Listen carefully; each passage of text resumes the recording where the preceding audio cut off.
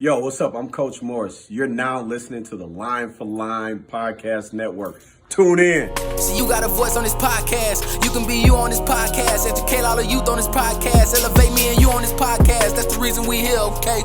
It's family and friends, okay? Be real, you ain't gotta pretend, okay? Okay.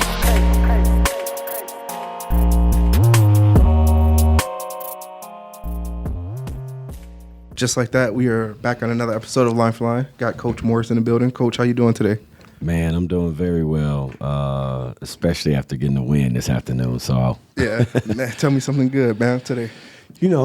Obviously having a tough game last night, playing against a crosstown rival, winning for the majority of the game, and then obviously coming up with the L. To see our fellas, bounce back today with like a short turnaround. To play well enough to get a win on the road. No, everything is good. Yes, sir. Everything is much better when it wins. Yes. Yesterday's loss, how much would you say that played into a win for you guys today? Ooh, I'm not really sure, to be honest, because we like to tell our fellas to have short-term memory. Whether it's a win or it's a loss, we want them to have a short-term memory so they're not dwelling on the win where you get too high. And then to have a short-term memory after a loss, especially with the game the next day, so you're not dwelling too much on the loss and it carries over. Makes perfect sense. So, yeah, I don't know how much that really plays into it. Yeah. Now, as someone who was at the game yesterday, didn't make it to the game today, but what would you say your team did differently yesterday that they did today that came out with the W? Yeah, I don't know. I think, the teams that we played against and the atmosphere that we played against, I think plays a big part into how your team plays or reacts. Yes, sir. Last night, you're playing against a crosstown rival at our home gym, which can be extremely loud. It was a great atmosphere, great for Kenosha basketball. Players play differently. And in any level of basketball, it's extremely hard to play with a lead. Yeah. And us being up by 15, I think the most, and trying to carry that throughout the game is very difficult. So now you get to a totally different environment today where you drive up to Milwaukee and you can kind of prepare for it together, and you get off the bus in an unfamiliar territory. Now you don't have that home crowd or that away crowd really. All you got is the players and your coaches and maybe a couple of parents that are in the stands. So it's totally different. So I would say maybe it played a little bit into it because now the players got a chip on their shoulder. Nice. They maybe not be as relaxed because they just came off of a loss. So maybe the win has a little bit to do with us losing last night. Yeah. What would you say you look forward to the most for this season as far as you guys have come? Now, what is this, 4 wins for you now? Yes. 4 wins, Yep, yes. 4 wins. Yeah. Yeah. How does that feel for you guys? It feels great. And I think, like I said earlier, winning cures all. But for me, what I look most forward to when it comes to the season or as the season progresses is really seeing the kids get better every single day.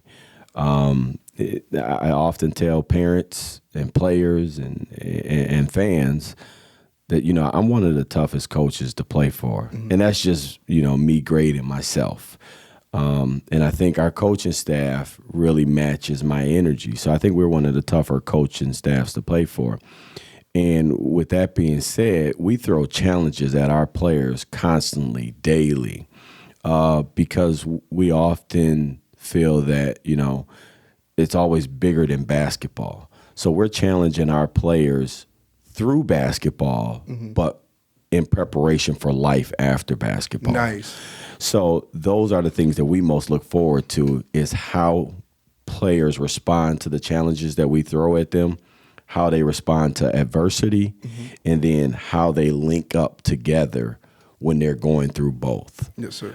Because ultimately, the ball is going to stop bouncing someday, and all the challenges that we throw at them is a preparation for life after basketball. And I think that's the things that we most look forward to see their growth from September, October, open gyms to November and tryouts to our first couple weeks of practice, and then the long season going into February and March. So just seeing how they progress over time, how they get better every single day. Yes, sir. What would you say some things that you are working on for your team for the longevity of the season? Because obviously you guys still have a couple of games left and you want to make some noise, maybe head to state. What are some things that you're doing every day to prepare your team for that? Every day we're challenging our players to just execute on both offense and defense. I think the teams that can execute on offense and defense are the teams that win more games and then win more games down at the later part of the season that rolls into the playoffs, Nice. as well as the teams that are disciplined.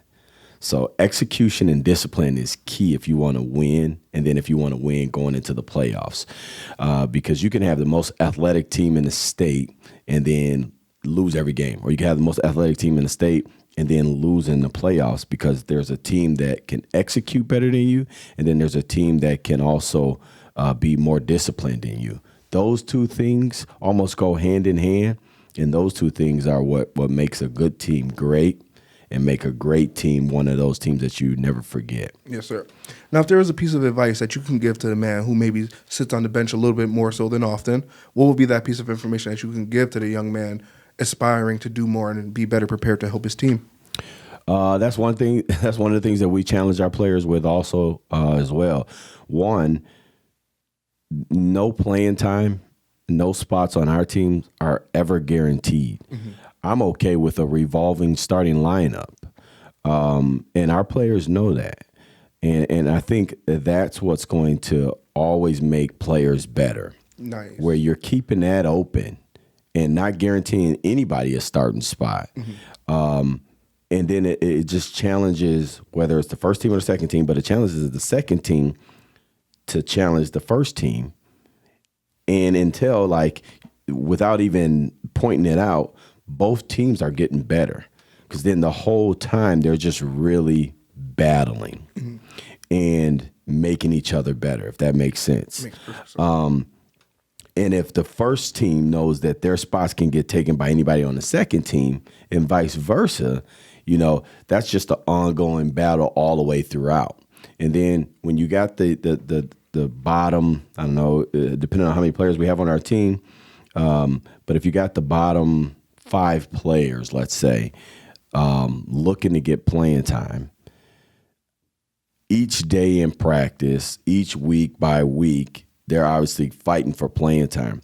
The things that we tell them is you earn your playing time in practice. Nice. What you do in practice will get you the playing time. For our coaching staff, we don't wait till the day of the game to say, okay, you can have some playing time. We don't wait till the day of the game. Oh, your grandmother's coming to watch you? You can get some playing time. Oh, your big brother is coming back from the military or back from college or something like that. Oh, you're going to get some playing time today. No. What you do in practice during the week, that's how you earn your playing time. Yes, sir. And that's from coming to practice on time to maybe staying late and putting some work in, and then obviously what you do in between the practice times, from line drills to shooting drills, and then obviously the smaller breakdown drills of the offense and the defense, and then, of course, scrimmaging. If you can compete in those things and challenge those first team players, then, yeah, you can work yourself into some playing time. But the biggest thing that I tell those players or players that may hear this on any team is doing it consistently. You can't have one good night and say, oh, yeah, I deserve some playing time. I was killing him. And then the next 2 days, they can't find you. You got to do this consistently every single day. Challenge those first team players every single day. Produce on the court, whether it's offensively or defensively. It has to be consistently every single day. Yes. And then I also tell players, look at a LeBron James. Look at Steph Curry. Look at a Kyrie Irving. Look at Kevin Durant. Any of those players. And then look at what they average. Maybe they average 28 points a game. And if they do, you got to understand, they're doing that every single night. Yeah. Now, do they average 28 points if they score 28 points on Monday 2 points on Saturday. No, you got to do it consistently every single night. So that's what it takes to get into, the more minutes or even into the starting lineup. Mm-hmm. Now, what could be some things for like a person like me? Let's say my son is on your team and I'm coming to you, coach, my son needs more playing time. Obviously, me taking over for my son and stepping up for him. How would that conversation go? Letting them understand how everything works. There's 2 answers to that. Okay. One, do you want the Mr. Morris answer, or do you want the Coach Morris answer? Let's get the Coach Morris answer. Okay. So actually, let me give you 2 answers. So the Mr. Morris answer is, hey, just tell your son, keep playing and keep working hard and keep getting after it, and he'll get the playing time. The Coach Morris side of it is, we don't need to have this conversation, in all honesty. But your son can advocate for himself. He can ask for playing time or what he needs to do to get more playing time, because I'm a strong believer in players advocating for themselves, because when they get out in the real world, mommy and daddy won't be there to help save you or to ask their boss, why did I get paid, or why did my pay get docked? So I want our players to advocate for themselves. And from there, and I tell all parents this, and I say, number one, I'm not going to do your job as a parent.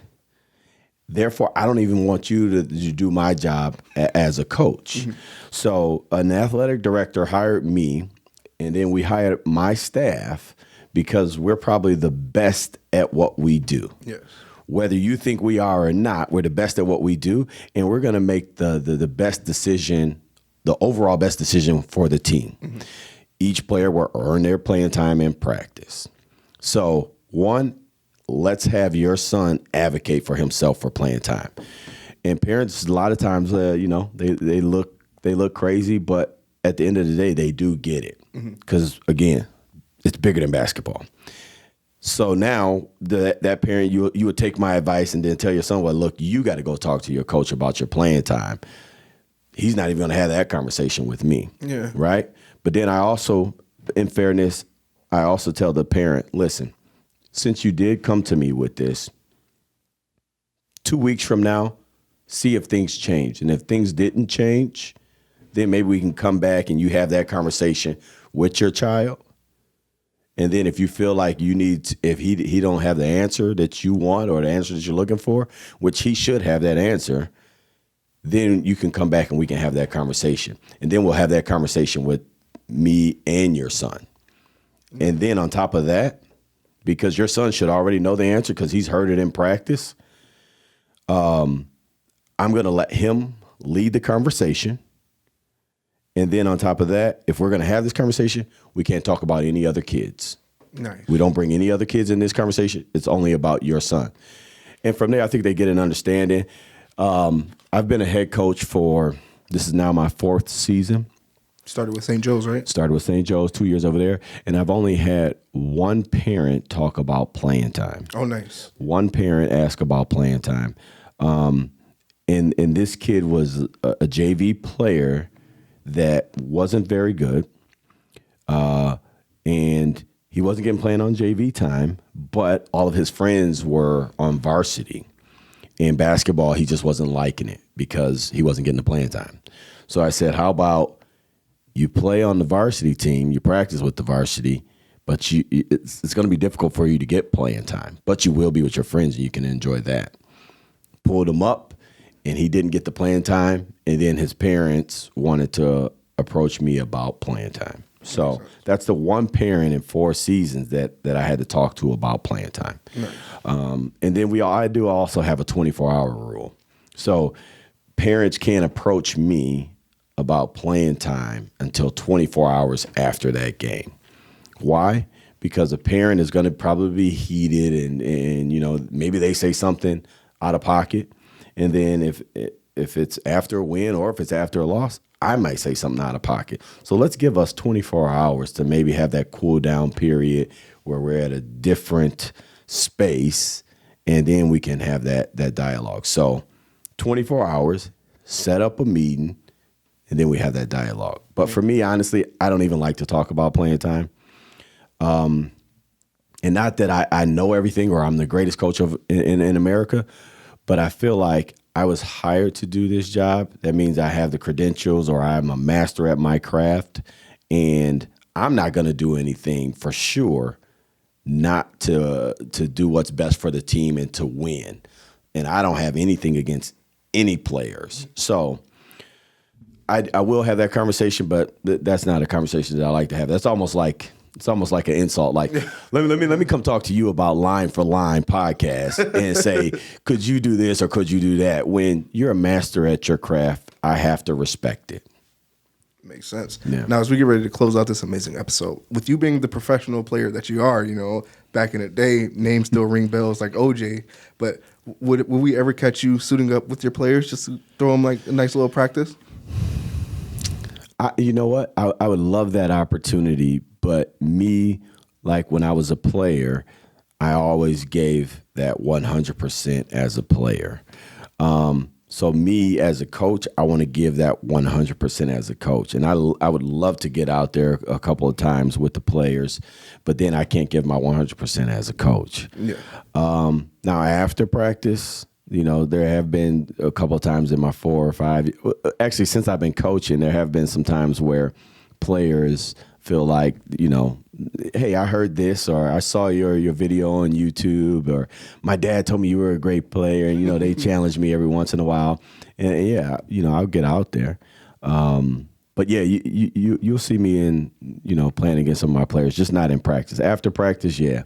And then I also tell players too, I don't think I've lost to any of my players yet. Nice. And even the right players know not to play me. So if any of y'all players that have played for me in the past, y'all know.